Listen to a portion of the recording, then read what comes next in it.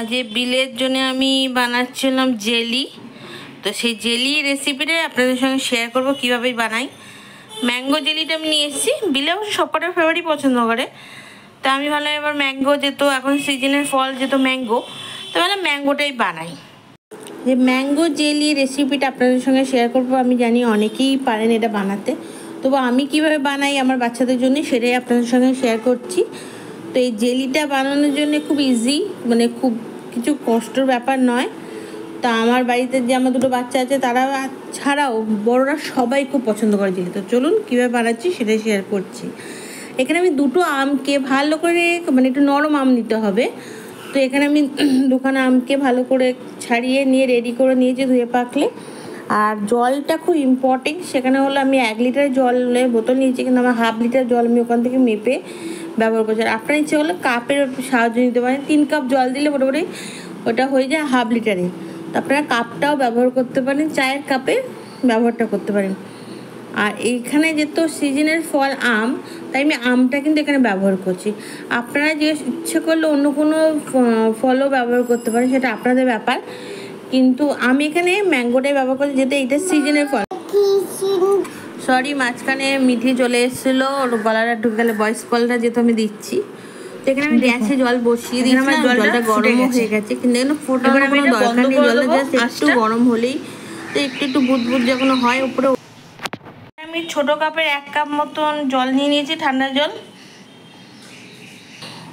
আর জেলির প্যাকেটটা যখন খুললাম, ওই প্যাকেটটা কাটলাম, তখন দুটো এই প্যাকেট বেরিয়েছে। এই দুটোকে ভালো করে মিশিয়ে নেবো এই ঠান্ডা জলটার মধ্যে। দেখো, দুটোকে আমি মিশিয়ে নেবো।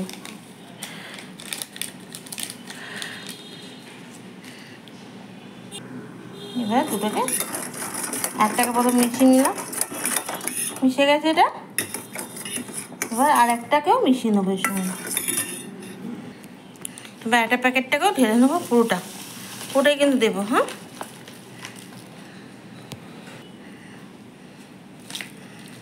ওটা ঢেলে দিলাম, নিয়ে এবার সুন্দর করে এটা মিশিয়ে নেবো।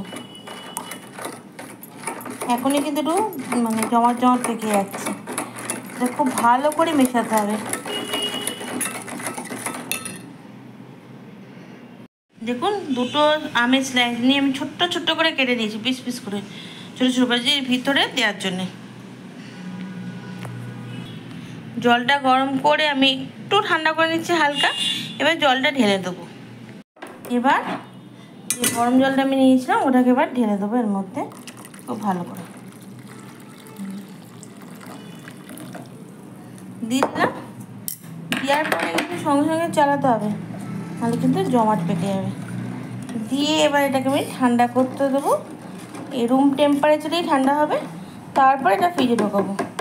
ভালো করে মিশিয়ে নিচ্ছি সুন্দর করে। এই দেখুন, এখন কিন্তু জল, তারপরে আস্তে আস্তে কিন্তু এটা জমাট পেকে যাবে। হ্যাঁ, দেখতে পাচ্ছেন। এবার এর মধ্যে আমি আমের যে স্লাইসগুলো করে দিলাম ছোটো ছোটো, সেটা আমি দিয়ে দেবো। এই যে আমি স্লাইসগুলো এবার আমি দিয়ে দিচ্ছি। দেখেছেন, আমের স্লাইসগুলো সব কটাই আমি দিয়ে দিয়েছি। এবার আস্তে করে এটাকে কিন্তু এরকম করে রেখে দিতে হবে। ব্যাস, দেখুন, এটা এবার আমি ঠান্ডা করতে দিয়ে দেবো।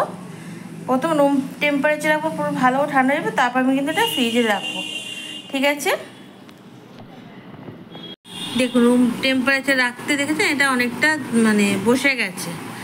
এবার আর একটু ঠান্ডা হলে আর একটু বসে যাবে, বুঝতেই পারছেন অনেকে। দেখুন এটা, দেখুন এটা নড়ছে না। আচ্ছা, তাতে ভালো এটাই বোঝাই, একটা ছোটো বাটিতে একটুখানি বেঁচেছিল, এটা ঢেলে দিয়েছিল। দেখুন এইটা দেখলেই বুঝতে পারবেন। দেখুন, এবার এটা ফ্রিজে রাখি, তাহলে আপনাদের ঢেলে দেখাবো। কত সুন্দর হয়েছে না? দেখুন পুরো বসে গেছে জিনিসটা, পুরো বসে গেছে। এবার ঠান্ডা করতে দেবো, দিয়ে তারপর দেখাচ্ছে। আর এইটা যেহেতু বড় বাসন, তাই একটু টাইম লাগছে। ঠান্ডা হয়ে গেছে, রুম টেম্পারেচার একদম ঠিকঠাক হয়ে গেছে। আমি চট করে এটাকে ফ্রিজে ঢুকিয়ে আপনাদের দেখাচ্ছি। ছোটো বাটিটা ঠান্ডা করে ঢেলে দিচ্ছি, চলুন দেখাচ্ছি। ঠান্ডায় জেলি বের করে নিয়েছি, নিয়ে দেখুন পুরো সুন্দরভাবে জমে গেছে। তো আপনারা অবশ্যই এটা বাড়িতে ট্রাই করবেন। আর সত্যি ফলগুলো দিতে না দেখতেও খুব সুন্দর লাগছে। আপনারা বাচ্চাদেরকে আরামসে ফল ইচ্ছে করলে এইভাবে খাওয়াতে পারেন।